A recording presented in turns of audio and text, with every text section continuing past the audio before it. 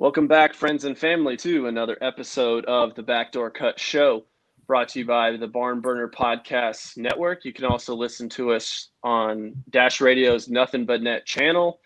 Also check out our website, the-barnburner.com. Tonight we're going to do kind of a roundtable, Grizzlies offseason, talk some free agent targets, some potential trades, dip into the draft just a little bit. You got the full crew tonight. I'm Zach. You can find me on Twitter at BarnBurnerBro, and also have Mason, Rich, and Sam with me. We haven't talked in a few weeks, guys. Mason, how you been? Man, I've been doing better than you. Breaking news. Our boy Zach has had the COVID. He's doing much better. He's feeling good. So he's quarantined. Don't worry. But just had to get the elephant in the room out of the way right off the bat. Other than that, man, I'm good. Tigers football got a win. Hard-fought comeback victory. Titans had a nice showing today after a lackluster first half. And I got 3 fantasy teams winning, and I'm going to win like $28 in FanDuel. So all in all, a pretty good weekend for the Mace. Sounds pretty solid. Can't complain too much there. What about you, Rich? How have you been? I'm good, man. I'm good. Just getting back in town from a nice little getaway with the lady and some friends from undergrad. Always good being able to see some fellow Fiskites. Got to see the Titans play today. Took a hard-fought L, but still proud of them boys. We still control our destiny, still top in the division because the AFC South is trash. So can't complain. Tighten up, baby. True that. Does the COVID affect your podcasting ability at all?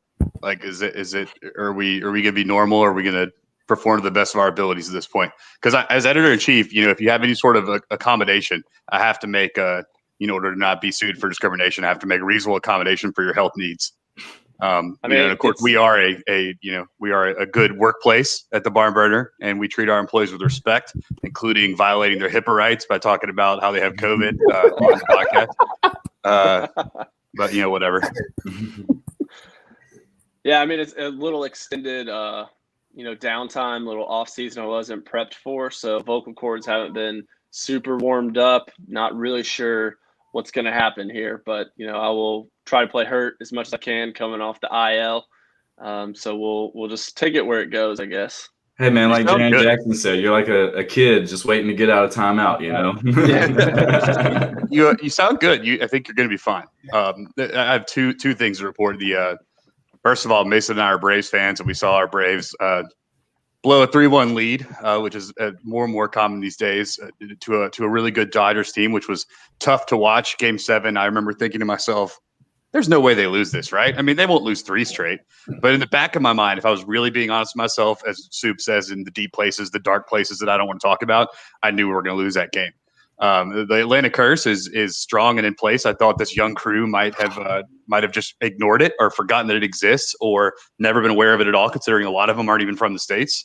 But it is alive and well, my friends. And I've been trying to actually research why it's in place. It isn't like the curse of the Bambino or these other long running baseball curses. It's like, what did Atlanta do to actually deserve this? And I think, and from my research in the deep bowels of Reddit, what happened was we still don't actually know how they got the fucking Olympics in '96. And if you really think about it, that makes no sense why Atlanta at that point got the Olympics. So I'm thinking there was some sort of nefarious deal with the devil or whatever your dark demon deity is at that point that has cast a shadow over the Braves. So hopefully at some point we can run that timeline out and advance to the World Series. Is that also what's happened to the Falcons? Is that kind of the theory is that and the Hawks, it just enveloped all of Atlanta sports. Okay.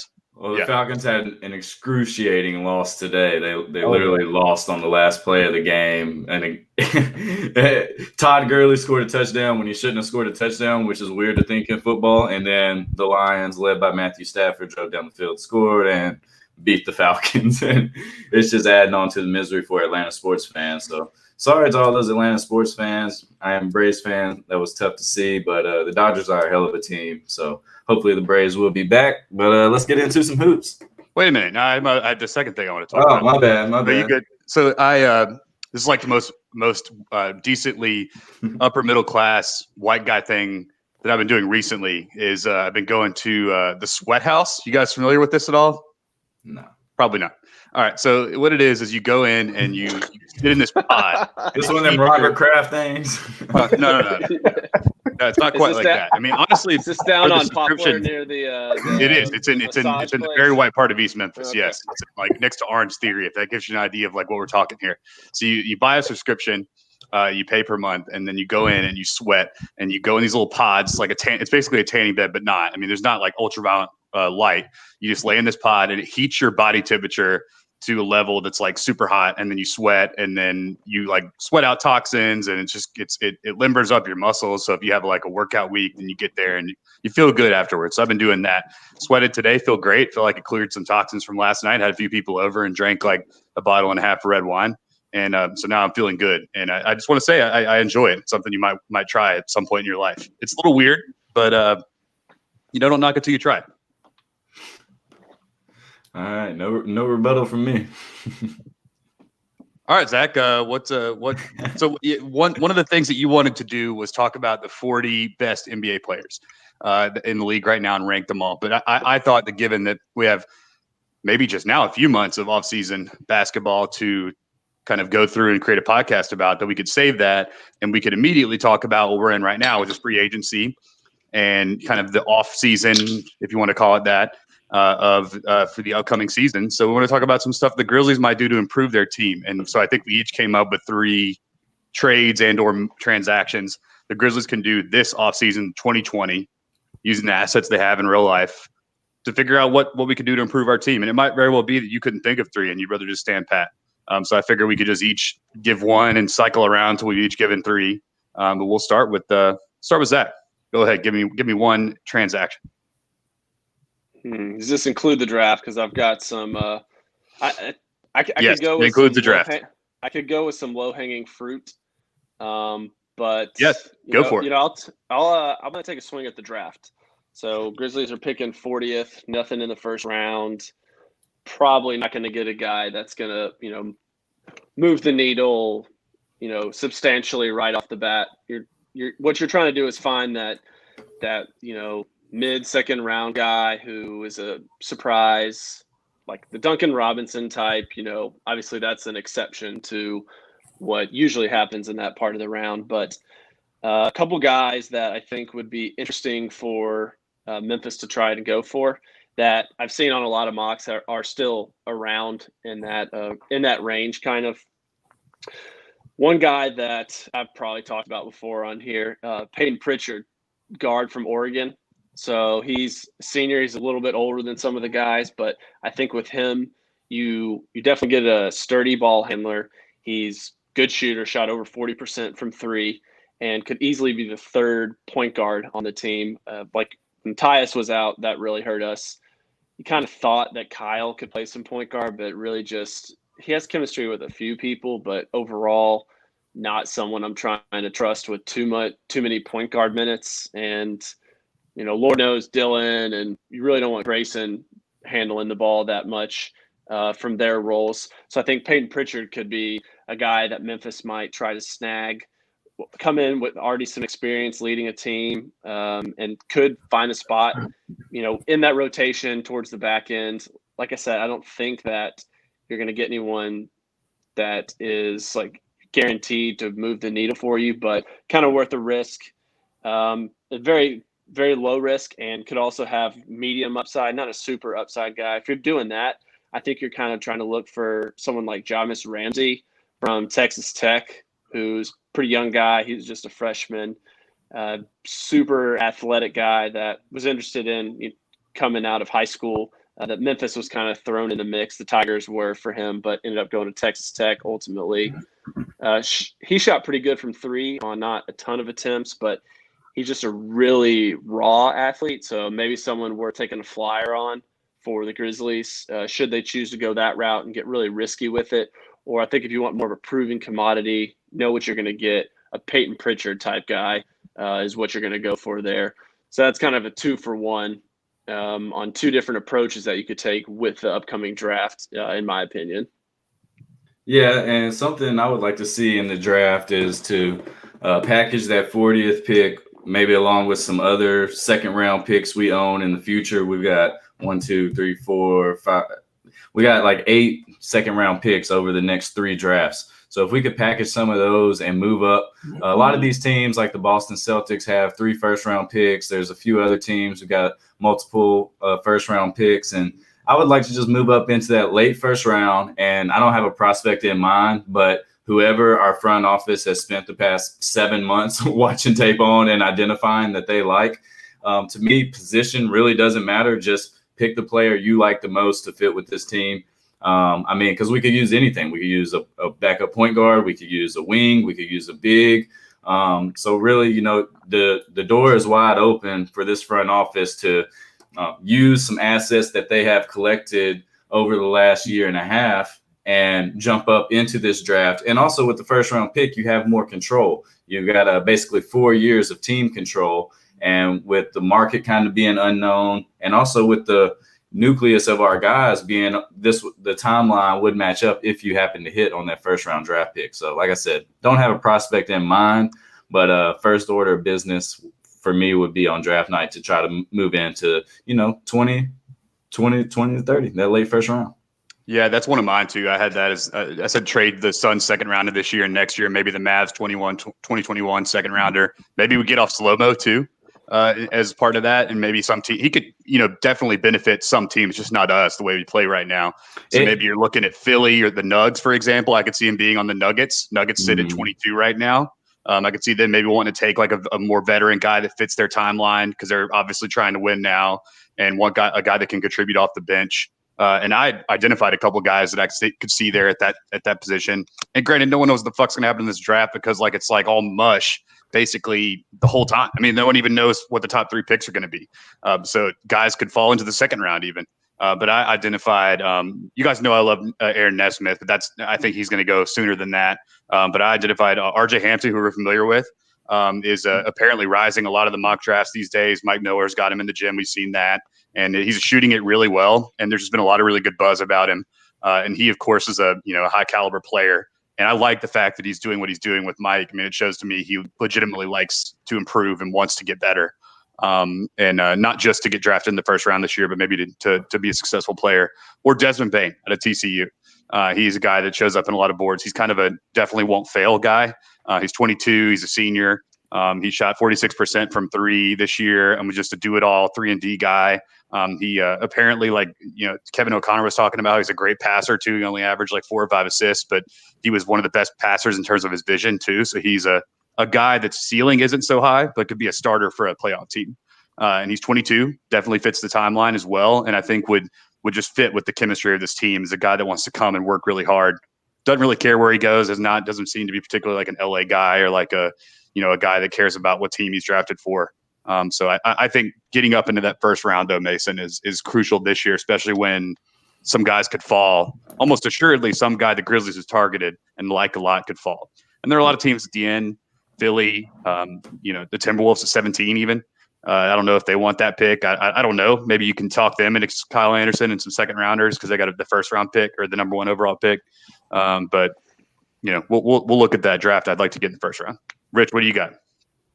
Yeah. So a lot of my thinking has been centered around more so potential free agent signings and what have you. But to stick with the theme of kind of this first go round with the draft, definitely if we're thinking of people who stick out to me or, I would love to see in the Grizzlies uniform, Nesmith is my number 1. Aaron Nesmith out of Vanderbilt, who you already spoke about. Just his shooting stroke, the way he plays the game. I would love to see him. Somebody else that's really stuck out to me during this kind of introductory draft process has been Cassius Stanley from Duke, who didn't really get the chance to kind of show, I feel, his full game running with the Blue Devils this past season. He's a young athletic wing who gets out in transition, can shoot it a little bit. And I think if he's 19, he might be 19 years old, if that. Super high upside as well. But definitely Aaron Nesmith from down the road in Nashville from Vandy would be my first choice. And Cassius Stanley, somebody who I have my eye on as well. Yeah, the problem with Nesmith is he's like almost universally going 13 or 14 to the late lottery. Maybe he doesn't, though. I mean, look at Brandon Clark. Maybe he starts following at that point. The Grizzlies, feel the urge to jump up there and snag him. Let that be awesome. Well, let's go Let's go snake style. Since Rich, you said you had some free agent targets. What do you got? Yeah. So I mean, just thinking about some of the potential for this summer, and we don't know what's going to happen. There's a lot of uncertainty, things up in the air. I've just been kind of spitballing some people that I would have interest in, who kind of fit the timeline and might be available. So the first person who I've been very interested in is Harry Giles out of Sacramento. Somebody who has had some minor injury history. But man, when I see him play, like, his game, I just love the way in which he can operate out of the mid-range, solid rebounder, solid post passer, has a legitimate jump shot. And when he's been given the opportunity and when he's seen the floor in the shit show that is Sacramento, he's been able to stand out and been able to kind of thrive. I just love his game, what he brings to the table. And I would love to see him in a more showcased role in a more stable organization and environment, being that third or fourth big off of the bench for the Grizz. Is something that I will be all for. Somebody else I've been looking at is within our division, within the Southwest. That's Bryn Forbes out of San Antonio, who is a solid knockdown shooter. And he's somebody who's kind of, I feel, going to get lost in the shuffle there in San Antonio. I mean, you've got DeJounte Murray, you've got Derek White, you've got Lonnie Walker. I think Keldon Johnson did some things in the bubble to where he's going to earn some rotation minutes next year under Pop, and you might see Bryn Forbes as somewhat of an odd man out in that rotation. He doesn't quite do much more outside than shoot for a basketball team, but that's exactly what the Grizzlies need. That's exactly what the Grizzlies would need him for. He's somebody who I've seen hit a hell of a lot of shots against the Memphis Grizzlies. And I think there could definitely be a spot for him somewhere within that second guard rotation, just to come in, hit shots, hit open shots. At the end of the day, that's what it all comes down to. Like, are you hitting your open shots? Are you able to, with our guards, sink into the paint and drive and kick? Can he knock down that shot? And I think he's somebody that can. To round it off, I think I can go with three. I would say I'm going to go with Myers Leonard out of Miami, who was with the Heat this past season. He is somebody who still kind of fits the timeline. And man, I feel the one thing that always stuck out to me is the teammate that he seems to be. Like, just how active he was on the bench, even once he fell out of the rotation, how supportive he fucking was. He seems like that annoyingly supportive guy who is just always so fucking happy, just happy to be here. Like, yes, guys, we're in the NBA. Woo! Like, he might be a little too much if he's on your team, but I would love to have him as that veteran presence in the locker room. He's a pick and pop big. He can step out and hit the jump shot when needed, can rebound. He's sneakily mobile, I would say. And I think, when we saw him with the greater opportunity in Portland earlier in his career, he did contribute. He just kind of got lost in the shuffle out there with the Blazers and came to the Heat and, suffered an injury because he started this entire season prior to the bubble. But, with the ascension of Bam and just the camaraderie that you saw from the Heat with those players that were playing in the bubble, I think, they kind of have what's going to be happening moving forward. Once the deal for Jay Crowder was made and Iggy, that kind of nudged Myers out of their rotation a little bit. But he's somebody who I would definitely love to see in the trenches with our guys, who I think with a greater opportunity could possibly flourish. So, yeah. Who are you letting off the team because we have a full roster. So who are you not signing or just letting roll off the books in order to get any of these guys? Who are you okay with, I guess, falling off the Grizzlies roster? First and foremost, great man, does some wonderful things for his country. Georgie Dean, you are an awesome stand-up individual, but I would definitely not be upset to see him depart. Also, I think the writing is on the wall with Josh. I don't think he's returning. And in the event that D'Anthony does not resign and him and the Grizzlies can't come to terms, that's who I would fill the void for Bryn Forbes. And so, yeah, it's all dependent upon D'Anthony. And what happens with his free agency, if he signs or doesn't resign. I would love to resign D'Anthony. But him, Georgie Dean, Josh Jackson, interested to see also what happens with just a lot of the other names down the roster. Even our two ways, honestly, I don't think Utah's going to be back. I would love to find something to do with that Gaduric contract. There's no reason somebody should be on the team if you're not getting what you wanted. It's okay to move on and accept that L, hold that L. So, yeah, there are definitely some moves that I feel can be made. I think Konchar's play, I've seen a lot of the fan base wants to parlay him into a bigger role as a standard roster member. I'm not sure what that's going to look like with the front office. But, yeah, there are definitely some pieces that I would be comfortable moving around if that meant bringing in some of these guys that I just mentioned. All right, I got a couple things. First of all, is I am extremely intrigued by the awkwardness of Myers Leonard in Memphis, bringing him to the culture that is Memphis. We're talking about the guy who stood for the national anthem and all that. So I'm definitely intrigued in that. Other than that, the free agent report, man, we're gonna need some Viagra because those guys just aren't getting it done for me. Not exciting. Wow, what a colorful way to put that. I feel like you need to be on Pardon My Take right now. But let's kind of take a step back and look at who the Grizzlies have under contract and who we don't. So upcoming free agent, like Rich mentioned, is DeAnthony Melton. He's a restricted free agent, meaning that the Grizzlies will be able to match any offer he gets, as long as they want to. Jonte Porter's got a team option. Wouldn't be surprised if we don't see him. Maybe we do. Josh Jackson, of course, is his contract is up. We can only bring him back at like the $9 million mark per the stipulations of his contracts, and us declining to extend him or opt in to his team option. And then we'll also be losing the vet Anthony Tolliver. So we've got 11 players under contract. So we do have room to sign 2 or 3 more guys. Just a quick rundown of our roster. Of course, we've got Ja and Tyus under contract for next year and the following year for that matter. At the shooting guard spot, we've got Dylan, Marco, and Grayson. And believe it or not, Marco will be making $200,000 more than Grayson. And then at the small forward, we've got Justice and Kyle. Power forward, Jaren and Brandon. And then center, of course, Gorgie and JV, with Gorgie being the highest paid player on our team. So that's kind of expiring as well. Expiring, yeah. The expiring that's circled a lot, I think, by everyone doing Grizzlies trades is kind of make any money work if they need to do a trade, and will almost certainly be moved before the trade deadline at some point, considering it's an asset now, a big expiring contract, which is kind of weird. Yeah, I mean, I think the 2 people that keep getting talked about being moved are Gorgie and Kyle. And what you can get for them in return, who knows? But Zach actually did a great in-depth piece on Kyle. Zach, you want to kind of talk about that piece and why it makes you want to get rid of Kyle?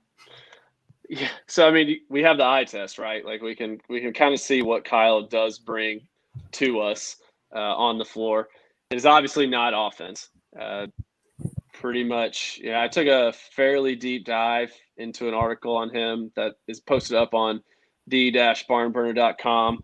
And what I did and what I've done with some of these analysis, try to compare like bucket guys into comparable groups. So I did the same thing for Dylan Brooks. Corona, man. Okay. To see take your time. How they do compared to guys who are like similar usage rate, similar minutes, similar position, that type of thing. So there was 47 players that fell into a criteria for him. So I looked at guys who played his position and even like 30% more or less minutes than him to try to like narrow in. He was in the bottom half in every single offensive category. And out of 47, he was 43rd in 3-point attempts and 42nd in 3-point percentage. So, I mean, higher than I expected. That's something.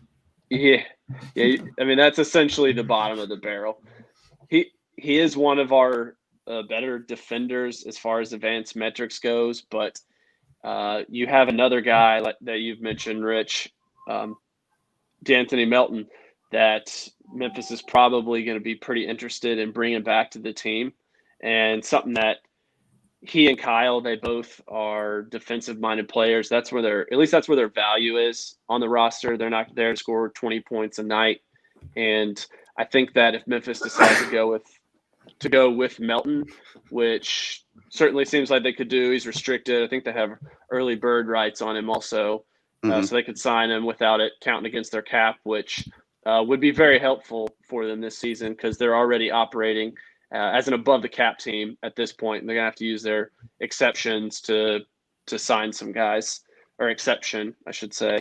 But really there's not a spot for Anderson to me if you keep Melton on this roster. And if I have to hold him side by side, Melton's the one that I'm going to place a lot higher priority just because he does have more of an upside potential on offense, and he can move better with the flow of the game that Memphis is trying to play, whereas Slow-Mo obviously is not about that life. He may be a better passer, but essentially all of the guys that played significant minutes with him are worse on offense, have worse offensive numbers just when he's on the court. So you can say that he's clogging up the lane. He's not stretching the floor at all, which is not allowing Ja to get to the rim. It's allowing defenders to come over and double team Valanciunas. So really clogging up our offense. And that's an area that Memphis needs to improve on. So those are some of the highlights from kind of a deep dive into Kyle, and just really I was lukewarm on him before doing the study, and then afterwards I was just over it. Where were you on Dylan? Because you did one on Dylan as well. Where were you before, and then were you higher on him after, or were you neutral on him? Did it change your opinion? No, what I found out about Dylan is that Dylan is exactly who we think he is. But not who he thinks he is. No, he's the third. He's part of the big three, man. He's like up there. He's our Chris Bosh, obviously. But he is not what he thinks he is, but he's exactly what we think he is. So if he sticks to the several things, catch and shoot, catch and shoot and tough defense, that's a good player right there. When he starts dribbling, that's when you get into trouble. Which he won't. I mean, if the lottery ticket that I buy has the winning numbers on it, then I win the lottery. That's the same kind of thing as what you're saying about Dylan. All right, so like the D.A.V. Melton's come up a lot. That's number 2 on my list. Re-signing him. He's a restricted free agent. We have bird rights on him. Bobby Marks, who's kind of the guru on salary expectations, has predicted him at a 3-year, $18 million range. 6 a year, very reasonable, I feel like. Maybe a little high, but I don't think he did himself any favors in the bubble, because we honestly put him in a position to fail by playing the backup point guard, which is not his position at all. And you could tell he was super uncomfortable. And so I think it was great, because I think if you're just like some random team tuning in, thinking about throwing some money at him, maybe you don't understand the nuance of why he looked bad. Whereas like the Grizzlies front office, and we as astute watchers do understand that that's what was going on, and that it was just kind of a weird position to be in. So I think you almost have to bring him back, let Josh walk, and probably don't bring back the veteran either, Tolliver. And but he's the one guy that's on the roster now that I'd want to actually extend this offseason. What do you guys think of a 3-year, $18 million, so around $6 a year? Do you think that's high, low, fair? What do we think? I think for someone who's probably, he's going to get minutes every single night. He's going to be your second, third guy off the bench. Say it. If you got Brandon Clark and Tyus Jones still coming off the bench, I don't think that's a terrible contract considering what you're getting from him. He's pretty consistent. Yeah, the bubble, that was a situation where he was put in that, like you said, he's not the point guard. That's where I think drafting or bringing on another ball handler could really be helpful and allow him to play that off-ball role where he's creating chaos and, having some sneaky scoring games. But I'm not balking at that number. I would go ahead and ink it up as is, because they traded for him. So obviously they feel good about him. So that kind of leads me to think that they're going to keep him for that price tag. 22 years old, movable down the line. Obviously he'll be tradable at any point. So I don't think a $6 million per year contract, you can even descend it down and maybe team option 3rd year. But I don't think that's so ridiculous. Mason, you look dubious. Before I get to Mason too, I feel like another point guard would be great, and I get the need for another ball handler. And obviously I'd rather have another usable point guard than Marco on the team, because he just is taking up a spot and not playing. But we do have Justice, and presumably if he can play, he basically played point guard for the Heat, for a very competitive and playoff Heat team, that we can kind of give him the keys when Tyus or Ja are off the floor. And it would have been awesome if he would have been able to play in the bubble, obviously. But then him being always hurt is the thing there. Mason, what do you think of D'Anthony? And I know you were a big D-Melt guy throughout the season. Yeah, I think that'd be a steal. I think we're going to have to pay a little more than that for him, even after his kind of poor performance in the bubble. Maybe 3 years, 24, something like that. I think he might get a little more. Dylan got 10 a year. Granted, he can shoot a little better, but that was us extending him too. That wasn't on the market. We don't know Right. what he would have commanded on the market. And Right. the cap's going down too. Yep. So, I mean, I think just the impact that Melton had on the games last year, you have no choice but to bring him back. I mean, with that second unit, he was crucial when we were building up our wins in that December to February timeframe. I mean, he just getting his hands on the ball, starting the break, getting the ball to Tyus Jones. He rebounds really well for a guard, which we need on this team. So, you know, barring something completely outlandish, I'd be willing to pay Melton, you know, whatever another team offers him, probably up to, you know, close to $30 million, honestly. Rich? Yeah, I'm in the same boat. I think that the contract that you stated, that 18 over 3 is a steal, honestly. Like, I'm one of the biggest DeAnthony Melton fans there is. I definitely view him as a priority of this young nucleus. There are just so many ways in which he's able to impact the game without scoring that I think are invaluable. Some of those characteristics that just don't show up in the box score in the stat sheet. And I just really think that, you know, at 22 years of age, like, you know, it's only up from here, honestly. So I think with him having that additional investment from the front office and being able to be placed back into a position where he's going to succeed, you know, sans that experience in the bubble, in which, you know, he was just out of place, you know, being asked to do things that weren't really within his wheelhouse this season. I think that he is an asset for sure. And it's clear, as we know, that there are some teams out there who are trying to, you know, submit some offer sheets. That's the rumblings around the league. But, you know, he's somebody that I don't want the Grizzlies to let walk out that door. And I would love to have him, you know, in a Grizzly uniform for the foreseeable future to grow with this core. Yeah, and I mean, this is a 22-year-old who's exposed elite skill sets. I mean, he was one of the best perimeter defenders in the NBA. So there's only room for him to grow. We know he can play solid minutes on a given night on a team that is competing each and every night. And, yeah, I mean, we got to bring him back no matter what. So I think we all agree we want DeAnthony back and we want Kyle traded. I think that's pretty much the consensus. Now, where we may differ is I don't want to make any big moves. Like, I don't want to go get a Zach LaVine or a Buddy Hield. I'm willing to go into this next year, see what we're like with Justice Winslow, with Tyus back healthy. Grayson kind of had a breakout. Maybe he's the starting shooting guard. Obviously not the long term.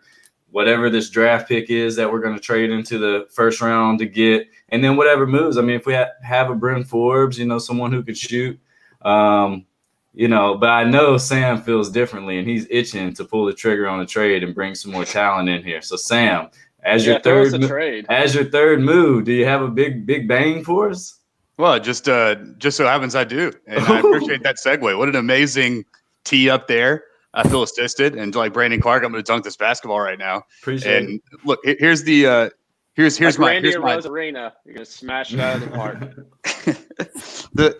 Here's all right. The case for not doing it, and excuse me if I make a mistake, Mason, jump in and correct me on the case for not doing this and doing what you're saying, is that we presumably are not going to be winning a title the next 2 or 3 years when you would kind of have whatever this guy would be under contract.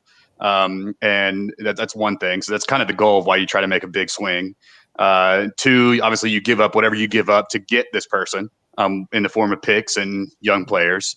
3, you get to see what you have now and, you know, keep adding potentially high draft picks depending on how well or not well you do in the draft. And there's no way to tell on that. And then, you know, kind of build for a post LeBron era, like when John Jaren or somewhere around 24, 25, they hit their max extensions, which every player in the history of the league has signed. So we will get these guys for 7 years and then go from there and kind of then start to compete. Am I missing like the case for why you sit tight? Like what else am I missing? No, I think you hit it for the most part. The biggest thing for me is the internal team growth, evaluating what you have so you can make a fine-tuned decision on what the piece is that you need. At this point, I don't think we necessarily know exactly what that is. We know it's some type of scorer on the wing, but we also don't know the other pieces to the puzzle. And then as it stands right now, we have a lot of flexibility. I don't want to get locked into something that we're kind of just stuck and we can't pounce on the move if it comes about. Yeah, no, I get that. Well, and my big splash is the biggest splash, like the biggest name that we've even heard possibly posited, and that's Buddy Hield. I'm sorry, Bradley Beal. I was just kidding. I just wanted to see your face. But yeah, like Bradley Beal, and I don't know if it's possible, but here's the case for that. And with Bradley Beal in mind, understanding that you got to give up maybe the far and close to Anthony Davis level stuff to get him, is that during the tenure of pre-2023 time where you don't have where you don't have Ja and Jaren on max deals, you have them on these rookie extensions, you kind of have room to like have a ridiculous contract on your books. And not that Bradley Beal is even ridiculous. I mean, he's a 30-point a game, 6 assists, 4 rebound guy that I really like, and also fits presumably what we need. I mean, I don't think anyone says no to a guy that can score like that on the wing and shoot like he does, obviously. And I mean, he's a 23 PER last year, 27 years old, so he'd have him on his contract for years 27, 28, 29. So the basically him entering his prime and being at the height of his prime. He's not really, knock on wood, he's not a guy that gets injured, so you're not like trading in potential problems there. I mean, that's the player you'd potentially be getting in this sort of deal.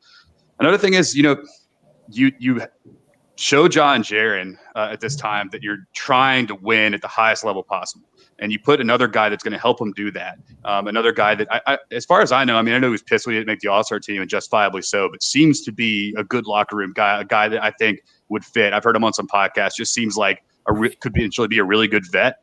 I don't know how he's going to fit if Ja's got some of the shine and he doesn't.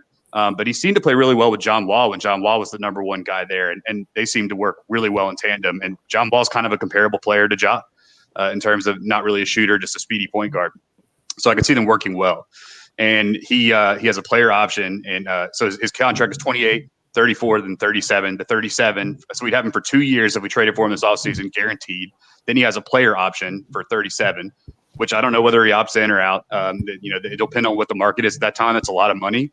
Or if he goes for a sign and trade somewhere else. So maybe we could do that and get some assets in for him in a sign and trade. Or we trade him as he opts in and we trade him as an expiring somewhere that he wants to go, and we get some assets because players are, kind of doing that now, just being honest with teams with what they're going to do in advance. So he actually would come off the books as soon as we have to max extend Jaren that summer.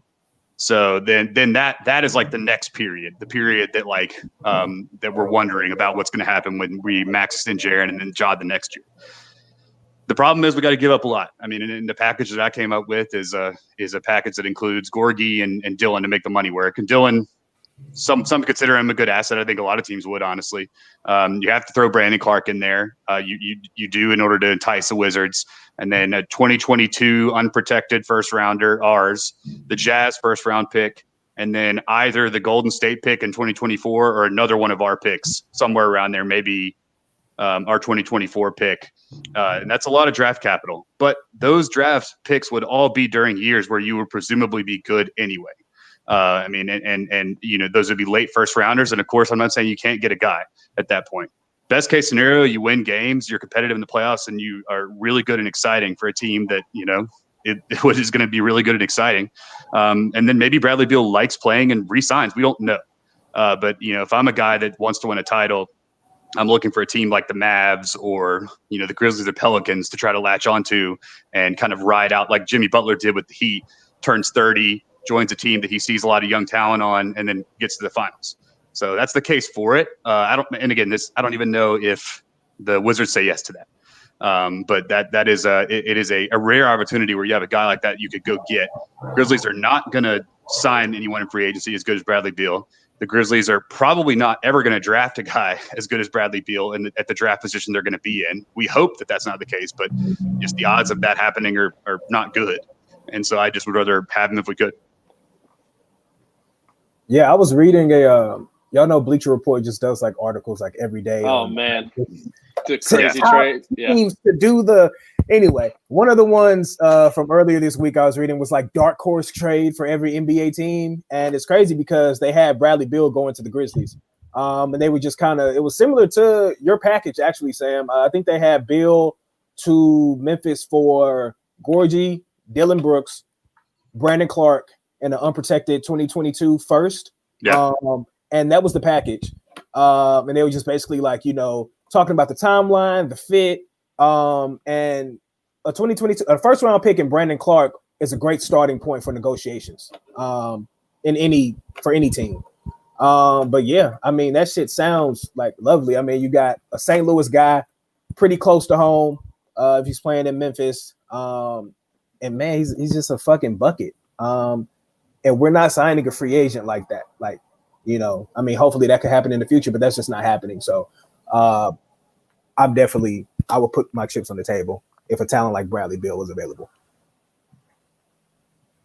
Zach? Yeah, I feel you. Like, if that's on the table, hard for me to turn down. But I'm kind of more in the camp with Mason at this point of really curious to see how the current iteration of the roster plays out before we know what, like, specifically we need to do. And say you bring Beal in, and we need a two guard though. We need a scorer. We need a two guard that can score. Right, like, that's what we need. There's no debate that he is what we need. I mean, but is Brad Beal, John Morant, and Jaren Jackson, is that team good enough? Like, where's that team take us? Because, I mean, he played with John Wall, so there's two great players. And is Ja, Jaren, and Brad going to really push us up into that tier where we're trying to get to ultimately? Like, I understand that we need to make that sort of move, but I don't know if now is necessarily the time to do that. I don't know if Ja and Jaren are ready yet for that level. They're still only 21 years old. I think that you have to make that move at some point. But I don't know if this offseason is like necessarily the time that you have to go and do that. Yeah, I don't think that team wins a playoff series in the West next year. Yeah. Based on what? I mean, did you think the Nuggets were going to be in the Western Conference Finals? I mean, I would think the Nuggets were better than us. Yeah, they were, the 2 seed last year as well? Yeah, I mean, they're constantly are 2 or 3 seeds and never advance in the playoffs, right? But mean, they always win regular season games, yeah. And trading for Brad Beal would leave us with like 7 players on the roster, and then you got to fill it out with vet minimum because we have no money.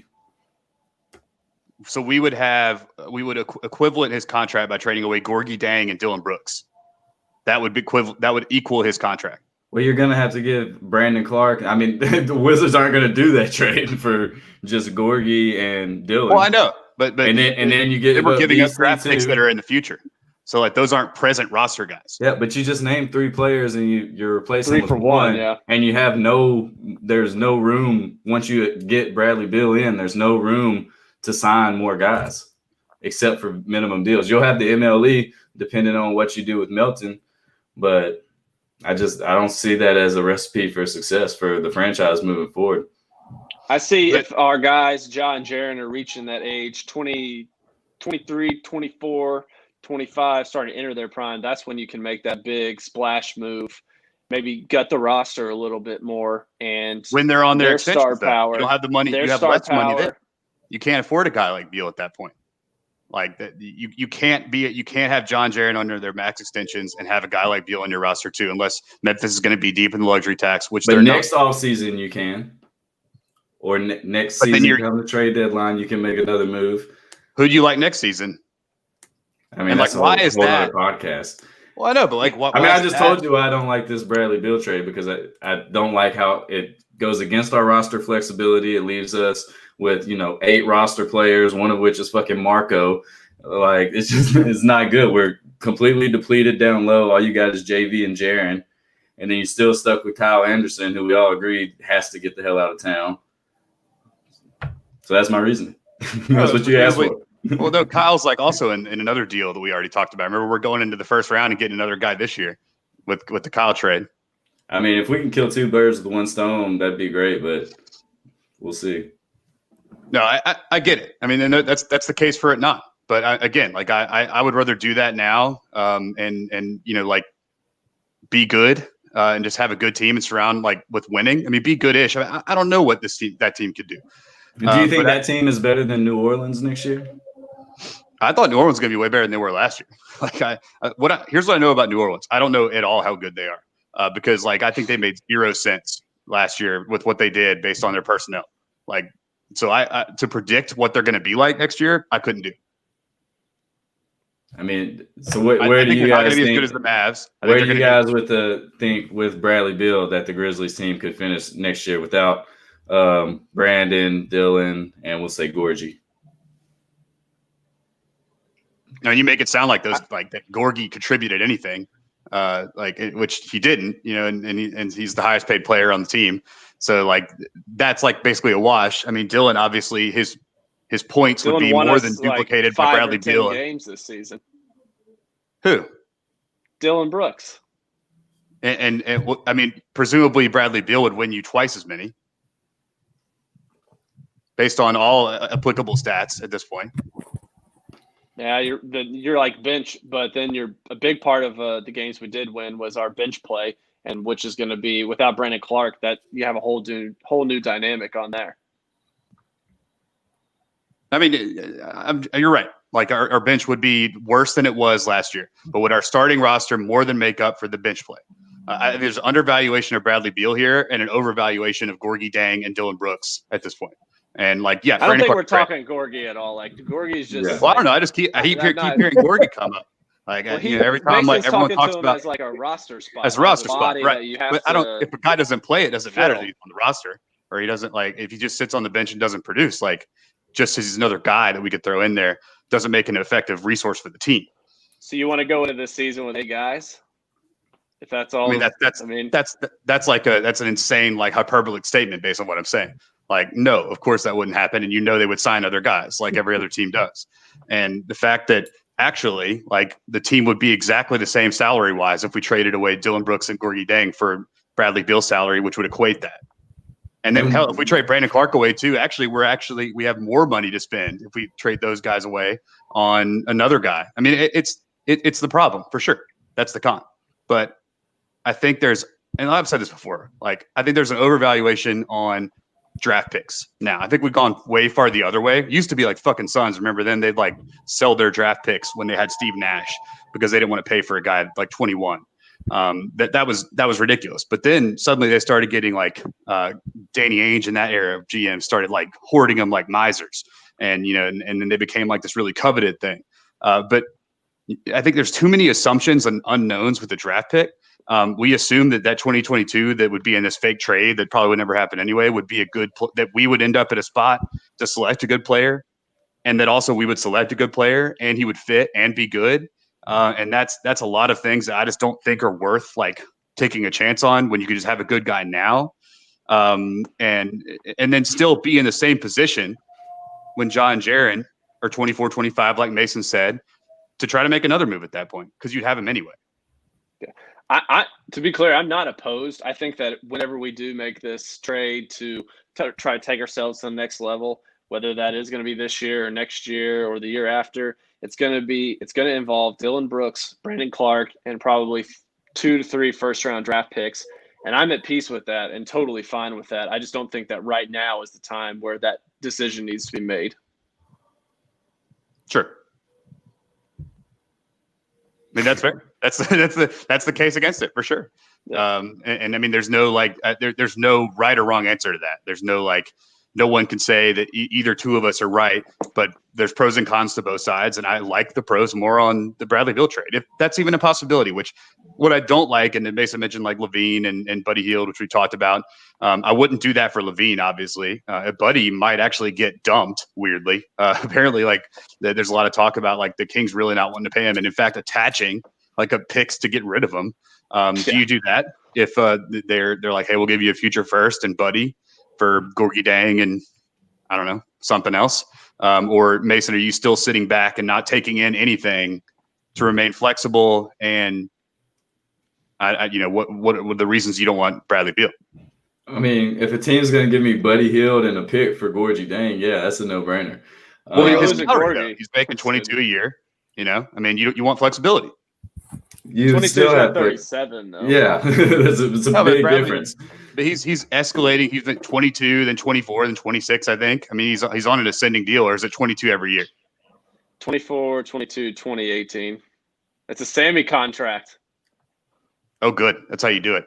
I mean, technically he's making $4 million less than Bradley Beal next year, which I think I'd probably take Bradley Beal over Buddy Hield. But you're right. Then his salary jumps up. But you do the Buddy Hield trade. Yeah. I would do That's that. a no-brainer. But Bradley Beal is oh, hang on, guys. They're two completely different trades. I don't know. That's not even an argument. What do I'm not really. I'm not selling the farm to get Buddy. I'm like, in Well, that you'd have to trade guys situation, too in order to like make the salary work. well, I mean, I guess who you'd have to trade? You have to trade Gorgie probably, and then another guy like I don't know who, like maybe Slow-Mo. Maybe you can get Kyle out of here, which would be great. Hey man, that's how just about a win, triple win. how about Gorgie and Kyle for Wiggins? Fuck that. Fuck out of here, Rick Barnes. I've just been trying to think of bad players with big contracts that I could throw out there. Yeah, I mean, you're forgetting, man. The Warrior system, he's going to be great in it. You know, like they really got like a great culture out there in Silicon Valley, and like they got these shooters, and they're going to unlock Wiggins. He's such a talented guy that really loves to play. He's not going to play for the Warriors this year. But we do have some pieces throughout the year, like Tyus Jones. I could see a contending team needing a backup point guard. They might trade for him to have him under contract for the following year as well, 21-22. I'm not married to anyone on this team other than Ja and Jaren, if the right deal comes up along the way. But I would like to see how they play for 50 games together next year. See if Justice is worth a fuck or not. See what Brandon Clark turns into. We saw him be able to shoot the three. We know Jaren is, a new breed big. Seeing how they can fit together, if they get better together, or if Jaren's always going to have a big bruiser down there like JV. But I mean, even JV, I could trade him to a team that needs a big, in the Western Conference to go up against AD and the Clippers and all the Jokic, all the bigs that the Western Conference has to offer. So I do think by the end of next season, our roster could look completely different than it does, even if we make minimal moves around the edges going forward into this offseason. Oh, what's going to happen is nothing as huge as anything that any Grizzlies fan can come up with on Bleacher's Report. But you just hope they make smart deals and don't do a halfway deal. I don't want to do like a Levine deal. Like that doesn't make sense to me. That's not really moving the needle one way or the other. And I'd be afraid on that sort of thing, unless you could get him for like just an insanely good price. But even then, his contract isn't great. So, it's tough. I don't know what to expect the next 2 years. And I just don't want to watch shitty basketball, basically. So I'm like selfish and wanting to be good.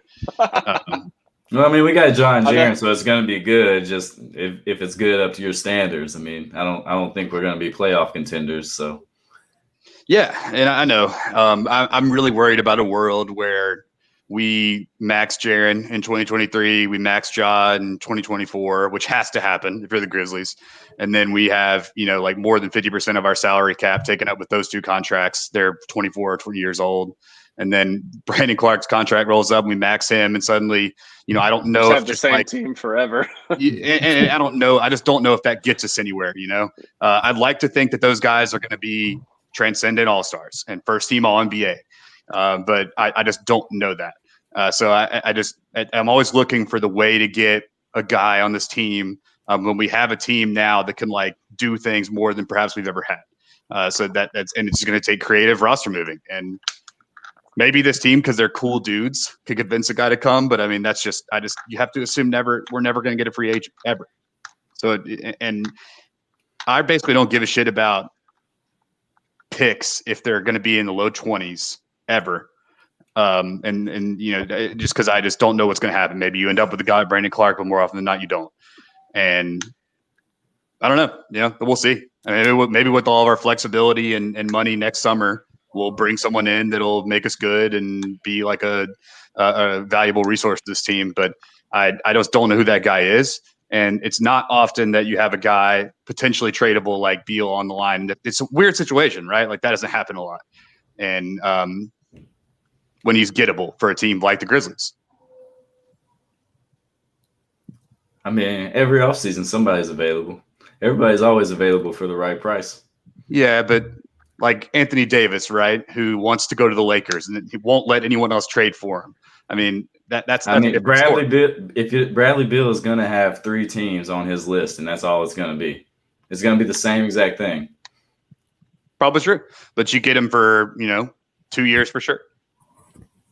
And then once he's off the books, no harm, no foul. He leaves, he opts out, he goes somewhere else. And then you're maxing John Jarrett, and then you're back exactly where you'd be anyway.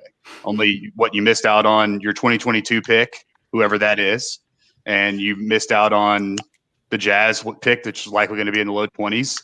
And you don't have Brandon Clark. And yeah, maybe on the Wizards he blossoms into, I don't know, like a first team All-NBA guy, and that would suck. But I don't know. I just don't know what to expect. And the right moves have to be made, and I don't know what they are, but moves have to be made. I don't think standing pat is ever the answer in the league that's moving is faster than fucking Wall Street is these days, I feel like.